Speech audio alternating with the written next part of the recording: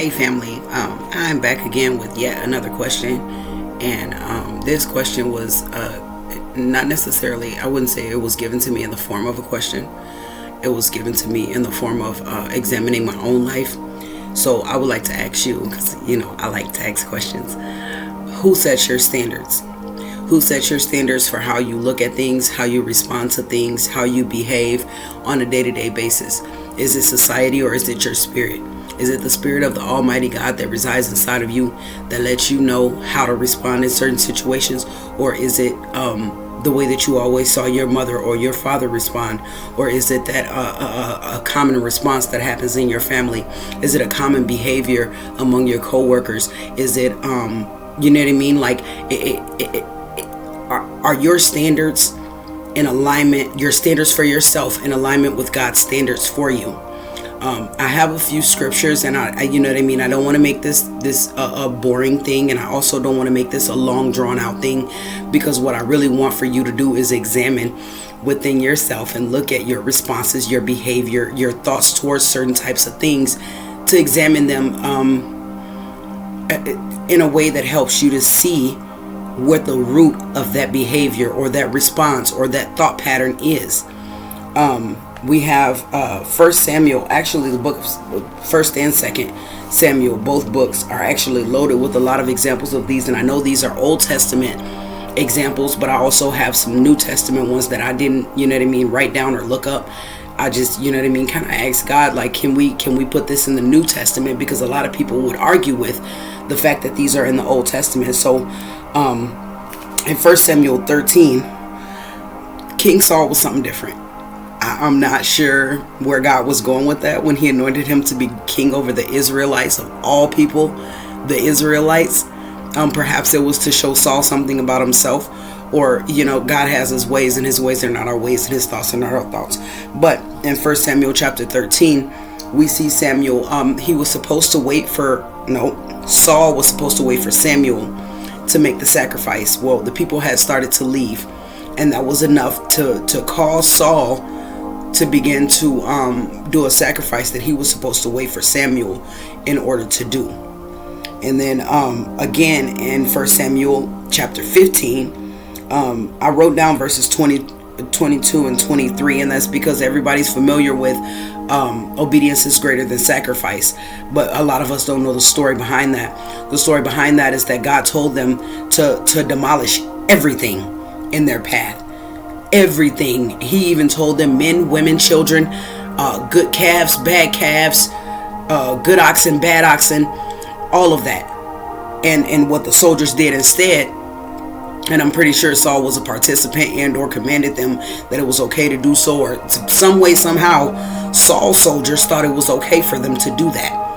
But what they did was they kept the things that looked good and pleasing to the eye, and the fat calves, and the things that he thought would have been a good sacrifice to the Lord. And I think that in his heart was in the right place. Same with the man with the Ark of the Covenant. To prevent the Ark of the Covenant from falling, a guy named Uzzah put his hand up to stop it from falling, because I want to call it a mule, but I know it was called something else. But pretty much the animals that were pulling the Ark of the Covenant stumbled on something, and all he wanted was for the Ark of the Covenant not to fall and break. But he fell dead because he was not ordained to touch it. He was doing a good thing. So I think in this, King Saul thought he was doing a good thing. Like, God told me to demolish everything, but there are some things that could be good for me to sacrifice. And that was not the case, because that was not what God said. Obeying what God said, and that was to get rid of everything that came from that land, was a lot more important than making a sacrifice that you thought would be good to the Lord, because you looked at it and it was good for food. So you say, well, God wants him dead, so instead of killing him the way that he told me to, I'm going to sacrifice him unto him, because you saw that it was good for food, Saul. But that was not the case, because God told you and your soldiers to demolish everything in sight, every living thing in sight, and he did not do that. What do you think set Saul's standards? Was it himself? Because ourselves can be deceitful towards ourselves. A double-minded man is wicked in all of his ways. We are born into sin, so we cannot pretend that we can't be setting a standard with ourselves that is against that of the Lord. So we have to make sure that the way that we respond to things, the way that we speak to people, the way that we treat people, the way that we carry ourselves in our day-to-day life. This is not just when you go to church. This is not just when you go to work. This is not just when you have a moment with your kids. This is in our day-to-day lives, how we respond to our own thoughts, how we respond to just regular everyday things. What sets your standard? Because what's setting your standard could also be setting you back. What's setting your standard could also be closing doors that need to be open for you, that you want to be open for you. And you looking at God like, why are these doors not open? I'll tell you why those doors aren't open. Because you're not following the protocol of God. You're not following the procedure of God. You're not following the standards of God. He has a standard for the way that he expects us to live. And we're not going to say that it's outdated, because God knew that the world would be exactly the way it is today. Right now in this moment is 12:24 where I am. Right now at 12:24 p.m. God knew exactly where the world would be, exactly how the world would be, and it did not catch him by surprise. Yet his statutes are still the same. Yet his standards are still the same. The only difference is the way that we live. The only difference is the way that we choose to see things. God knew this was coming and told us to stand up right before him. And he doesn't expect us to have these righteous ways naturally. Why? Because we do have a society that says, if somebody did that to me, I would go and do this to them. If somebody said that to me, I would say this to them. I would quit that job. I would abandon that person. I would not talk to them anymore. I wouldn't deal with them no more. We do live in that. So it is a little bit more difficult. However, we do serve a God that will give you the desire and the power to execute what it is that he wants to see in this earth. Why? Because he still has you here in the earth. Therefore, you are a part of his will for this earth. For however long that you're supposed to be here, you're playing a role. We all have roles. That coworker you can't stand has a role. That kid that gives you a hard time has a role. That aunt, uncle, grandparent, parent has a role in the will of God. So I just want you to look at yourself. I hope I covered everything that I wrote down. Oh, also, when Saul was quick to make that sacrifice, he did wait 7 days. He had people with him, for the first part. And then later on down the line, people started leaving. And Samuel was late. Samuel was late to show up. It does not explain why. It just says that he was not there when he had told Saul that he would be there. So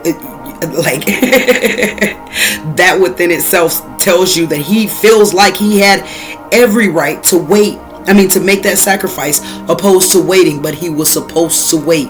When Saul showed up as soon as he finished doing it.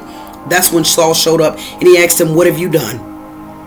So he screwed himself because he had his own standards. He thought the people had to be there, but the only requirement was that Samuel be there. He thought that God would be pleased in a sacrifice. And what Samuel said to him in response was, "Has the Lord as great delight in burnt offerings and sacrifices as in obeying the voice of the Lord? Behold, to obey is better than to sacrifice, and to hearken than the fat of rams. For rebellion is as the sin of witchcraft, and stubbornness is as iniquity and idolatry. Because thou hast rejected the word of the Lord, he hath also rejected thee from being king." Another thing that a lot of people don't know is that the reign King David had was originally granted to Saul. God doesn't take his word back. He let him reign as king for X amount of time. But the greatness that we know King David to be, the way we look at King David's story was supposed to be Saul's story. And he forfeited that because he moved in his own understanding. Trust in the Lord with all your heart and lean not on your own understanding. Yes, that person could be very wrong. I can give you 1,001 examples of a person doing something wrong and God moving me in a direction of just letting it ride, moving on and moving forward and listening to him with my eyes and my ears on God. God has his reasons, God has his ways, and I assure you he will take care of whatever it is that you think you need to respond to with zeal or with anger or with whatever is driving you, which is usually a spirit. I'm not going to get into that because I really don't have a lot of time today. But usually a lot of emotions are actually spirits. So whatever is driving you, you know what I mean? You might feel like you're right in feeling that way. However, when you go to God, he may tell you something completely different. He may tell you don't even respond. You know what? That person's not wrong. The enemy's wrong. Then what? Those worldly standards don't align with that. The worldly standards and godly standards, they simply don't align. They're not gonna align, because there are people of this world and there are people of the kingdom. And which one are you depends on what sets your standards for your behavior, your responses, and your thought patterns. Be mindful. I love y'all so much.